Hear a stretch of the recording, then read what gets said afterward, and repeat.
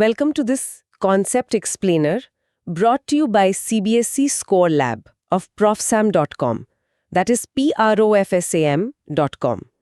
तो आज हम लोग unit 2 electrostatic potential and capacitance से एक बहुत ही important topic combination of capacitors को समझने वाले हैं जी।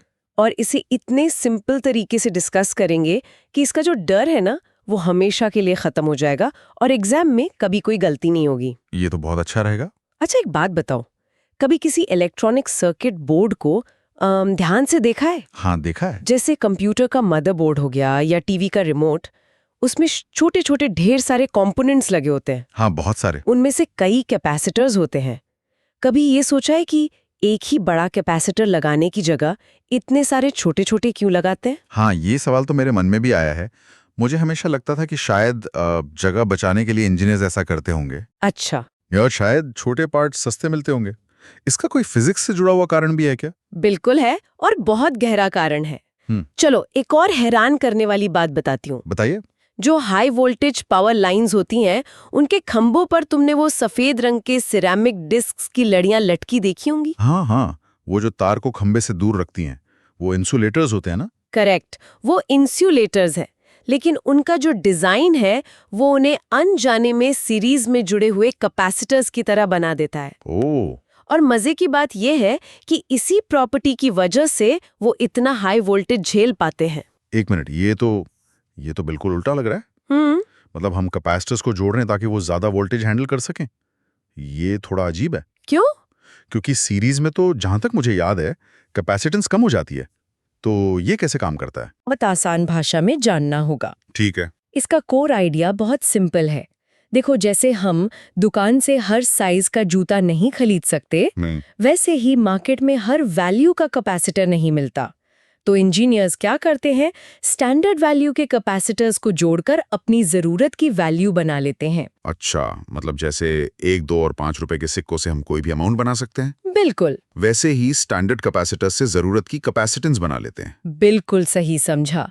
अब इसे और अच्छे से समझने के लिए एक बहुत सिंपल एनालॉजी लेते हैं, पानी की टंकियों की। पानी की टंकी, ओके। हाँ, इमेजिन करो कि चार्ज मतलब Q वो है टंकी में भरा हुआ पानी। ठीक है, चार्ज मतलब पानी। पोटेंशियल या वोल्टेज मतलब V वो है पानी का प्रेशर या उसका लेवल। वोल्टेज मतलब प्रेशर, ठीक है। वोल्टेज, प्रेशर और कैपेसिटेंस टंकी की चौड़ाई। ग्रेट। अब सोचो, अगर हम दो टंकियों को साइड बाय साइड मतलब बगल बगल में रख दें और उन्हें नीचे से एक पाइप से जोड़ दें। ये हो गया हमारा पैरेलल कॉम्बिनेशन। अब अगर हम इस सिस्टम में पानी भरेंगे तो क्या होगा? तो दोनों टंकियों में पानी एक साथ भरेगा। हाँ, और दोनों में पानी का लेवल यानी प्रेशर हमेशा सेम रहेगा। और क्योंकि अब हमारे पास 2 टंकियों का एरिया है, तो हम पहले से कहीं ज्यादा पानी स्टोर कर पाएंगे। एग्जैक्टली। मतलब टोटल चार्ज Q दोनों टंकियों के पानी Q1 और Q2 का सम होगा। हाँ, Q = Q1 + Q2। और पानी का लेवल यानी वोल्टेज V दोनों में सेम है।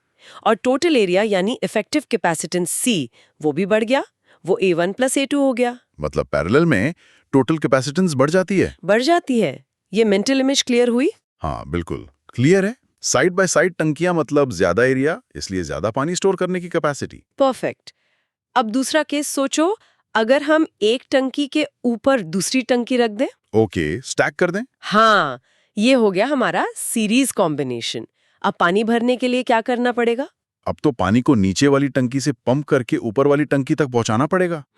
इसमें मेहनत ज्यादा लगेगी, मतलब प्रेशर ज्यादा लगेगा। सही जा रहे हो। और जो टोटल प्रेशर मतलब टोटल वोल्टेज V लगेगा, वो नीचे वाली टंकी का प्रेशर V1 और ऊपर वाली का प्रेशर V2 दोनों को मिलाकर बनेगा। अच्छा, तो V = V1 + V2, मतलब प्रेशर बढ़ गया। बिल्कुल, प्रेशर बढ़ गया, लेकिन जो पानी का फ्लो है मतलब चार्ज Q वो तो दोनों टंकियों में से एक ही लाइन में गुजर रहा है। हाँ, वो तो सेम रहेगा। तो वो सेम रहेगा। ओके, तो सीरीज में वोल्टेज डिवाइड हो जाता है और चार्ज सेम रहता है।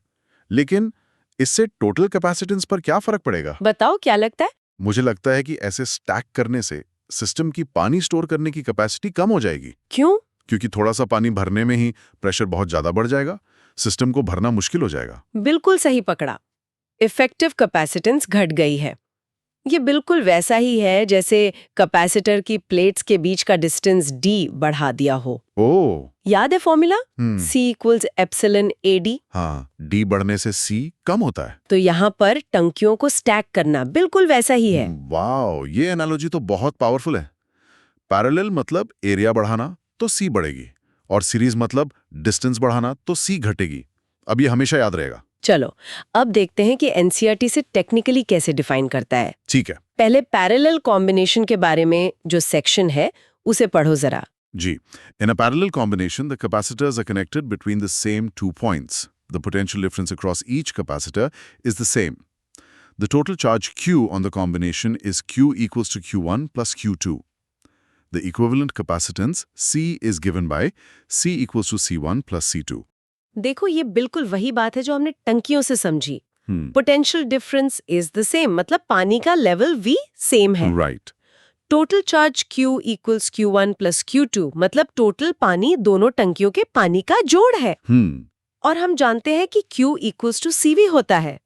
तो अगर हम Q equals to Q1 plus Q2 में वैल्यूज डालें तो ये बनेगा CV equals to C1V plus C2V। अच्छा। क्योंकि V सब में सेम है, वो दोनों तरफ से कैंसिल हो जाएगा और हमें मिलेगा C equals to C1 plus C2। Simple. हाँ, अब ये डेरिवेशन में बहुत लॉजिकल लग रहा है। टंकी वाली एनालॉजी से फॉर्मूला एकदम कनेक्ट हो गया। Hope everything is clear so far. This concept explainer is from profsam.com, that is profsm.com. अब आगे बढ़ते हैं। NCERT में सीरीज कॉम्बिनेशन के लिए जो सेक्शन है उसे पढ़ो। हाँ, in a series combination, capacitors are connected end to end. Each capacitor stores the same amount of charge Q. The total potential difference across the combination is the sum of the potential differences across the individual capacitors. V is equal to V1 plus V2. The equivalent capacitance is given by 1C is equal to 1C1 plus 1C2. Perfect. यहाँ भी देखो, each capacitor stores the same amount of charge Q, मतलब पानी का flow Q सब में same है। जी। Total potential difference is the sum V is equal to V1 plus V2, मतलब total pressure V individual pressures का सम है। हाँ। और हम जानते हैं V is equal to QC होता है ना? जी।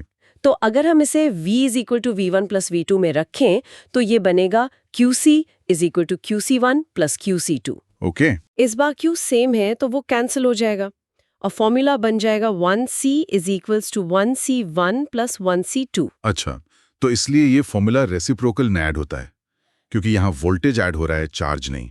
अब क्लियर हो गया। चलो एक छोटा सा बिल्कुल सिंपल सा एग्जांपल लेते हैं इसे कॉन्क्रीट करने के लिए। ठीक है। मान लो हमारे पास 2 माइक्रोफैरेड और 3 माइक्रोफैरेड के 2 कैपेसिटर्स हैं। Okay. C1 is equals to 2 μF और C2 is equals to 3 μF. जब इन्हें पैरेलल में जोड़ेंगे तो इक्विवेलेंट कैपेसिटेंस क्या होगी? CQ is equals to C1 plus C2, मतलब 2 plus 3 is equals to 5 μF. Correct. देखो टोटल कैपेसिटेंस बढ़ गई और वो सबसे बड़े कैपेसिटर 3 μF से भी ज्यादा है। Right, 5 μF. अब अगर इन्हीं दोनों को सीरीज में जोड़ें तो फॉर्मूला लगेगा 1CQ is equals to 1C1 plus 1C2। मतलब 1CQ is equals to 12 plus 13. हाँ, और इसे सॉल्व करेंगे तो आएगा 1CQ is equals to 3 plus 2 6, जो कि 5/6 है। तो CAQ हो गया 6/5, यानी 1.2 μF। ओह, यहाँ इक्विवेलेंट कैपेसिटेंस 1.2 μF आई, जो कॉम्बिनेशन में लगे सबसे छोटे कैपेसिटर 2 μF से भी छोटी है। एग्जैक्टली और यही सीरीज कॉम्बिनेशन की पहचान है। इसीलिए ये टॉपिक हमारे basic formula C equals epsilon AD पर बिल्ड होता है और आगे कॉम्प्लेक्स सर्किट एनालिसिस में बहुत काम आएगा। समझ गया। चलो अब उस बात पर आते हैं जो एग्जाम्स में सबसे ज्यादा मार्क्स कटवाती है। एक बहुत कॉमन मिस्टेक है, एक साइलेंट किलर। क्या? स्टूडेंट्स अक्सर कैपेसिटर्स के कॉम्बिनेशन में रेजिस्टर्स के रूल्स लगा देते हैं। ओह हाँ, ये गलती तो मुझसे भी बहुत होती है। होती है ना? 10th क्लास से रेजिस्टर्स के फॉर्मूलाज इतने पक्के याद हैं कि आदत बन गई है। सीरीज में R equals R1 plus R2 और पैरेलल में 1/R equals 1/R1 plus 1/R2। बिल्कुल। और एग्जाम के प्रेशर में ये गलती होना बहुत आम है। दिमाग ऑटो पायलट पर चला जाता है। सही बात है। लेकिन सही कॉन्सेप्ट ये है कि कैपेसिटर्स के रूल्स रेजिस्टर्स से बिल्कुल 100% उल्टे होते हैं। इसे ऐसे याद रखो, capacitors are contrary. Capacitors are contrary. हाँ, जो रूल रेजिस्टर के सीरीज में था वो कैपेसिटर के पैरेलल में है। सच में ये बहुत बड़ा कंफ्यूजन पॉइंट है।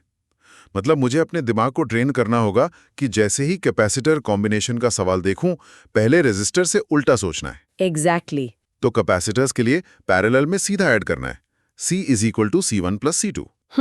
और सीरीज में रेसिप्रोकल ऐड करना है, 1/C = 1/C1 + 1/C2। परफेक्ट। तुमने सही गलती पकड़ी और उसे करेक्ट किया। और इसका लॉजिक भी है। क्या लॉजिक है? रेजिस्टर करंट को रोकता है, तो सीरीज में कई रोकने वाले मिलकर ज्यादा रोकेंगे। R = R1 + R2। अच्छा, कैपेसिटर चार्ज को स्टोर करता है, तो पैरेलल में कई स्टोर करने वाले मिलकर ज्यादा स्टोर करेंगे। C = C1 + C2। वाओ, दोनों का काम अलग है, इसलिए फॉर्मूला अलग है। ये क्यों तो कभी सोचा ही नहीं था। रेजिस्टर रोकता है, कैपेसिटर स्टोर करता है, इसलिए उनके सीरीज और पैरेलल का लॉजिक अलग है। अब ये गलती कभी नहीं होगी। इसे हमेशा के लिए याद रखने के लिए कुछ मेमोरी एंकर्स भी हैं। वो क्या है? एक सिंपल मेमोनिक है, CP। CP। हाँ, कैपेसिटर्स पैरेलल मींस प्लस। अगर ये याद है तो सीरीज वाला फॉर्मूला अपने आप याद रहेगा कि वो उल्टा यानी रेसिप्रोकल वाला है। CP, capacitors parallel plus. हाँ, ये तो काफी कैची और आसान है। एक और फ्रेज याद रखो, सीरीज श्रिंक्स। Series shrinks. हाँ, जब भी कैपेसिटर्स सीरीज में जुड़ेंगे तो उनकी टोटल कैपेसिटेंस हमेशा श्रिंक होगी, मतलब घटेगी। और इक्विवेलेंट कैपेसिटेंस सबसे छोटे वाले कैपेसिटर से भी छोटी होगी। राइट, जैसा हमारे 1.2 UF वाले एग्जाम्पल में हुआ था। बिल्कुल ये तो चेक करने के लिए भी काम आएगा कि मेरा आंसर सही है या नहीं। बिल्कुल। और इसका एक फिजिकल जेस्चर भी बना सकते हो। वो कैसे? जब पैरेलल सोचो तो अपने दोनों हाथों को बगल बगल में रखो, जैसे दो प्लेट्स का एरिया जुड़ रहा है। अच्छा, एरिया बढ़ रहा है। और जब सीरीज सोचो तो एक हाथ के आगे दूसरा हाथ रखो, जैसे प्लेट्स के बीच का डिस्टेंस बढ़ रहा है। मुस्कुराते हुए, एरिया बढ़ रहा है, डिस्टेंस बढ़ रहा है, ये तो काफी हेल्पफुल है। विजुअल मेमोरी बन जाएगी। तो आज हमने जो कुछ भी सीखा उसे 3 आसान पॉइंट्स में समराइज कर लेते हैं, ताकि सब कुछ एकदम सॉलिड हो जाए। जी बिल्कुल। नंबर 1, पैरेलल कॉम्बिनेशन में कैपेसिटर साइड बाय साइड जुड़ते हैं। इससे चार्ज स्टोर करने का इफेक्टिव एरिया बढ़ जाता है, इसलिए टोटल कैपेसिटेंस सीधे जुड़ जाती है। CEQ = C1 + C2 +। ठीक है। नंबर 2, सीरीज कॉम्बिनेशन में कैपेसिटर्स एंड टू एंड जुड़ते हैं। इससे प्लेट्स के बीच का इफेक्टिव डिस्टेंस बढ़ जाता है, इसलिए कैपेसिटेंस का रेसिप्रोकल जुड़ता है और टोटल कैपेसिटेंस घट जाती है। 1 CEQ = 1 C1 + 1 C2 +। राइट। और नंबर 3, सीरीज में टोटल कैपेसिटेंस हमेशा कॉम्बिनेशन में लगे सबसे छोटे इंडिविजुअल कैपेसिटर से भी कम होती है। Series shrinks. और इसके ऑपोजिट पैरेलल में टोटल कैपेसिटेंस हमेशा सबसे बड़े कैपेसिटर से भी ज्यादा होती है। एकदम क्लियर हो गया। 12th CBSE फिजिक्स, केमिस्ट्री और मैथ्स में मैक्सिमम मार्क्स लाने के लिए profsam.com पर विजिट करें। That is PROF SAM, right? Yes, PROFSAM.com। अगली बार तक keep learning and keep questioning.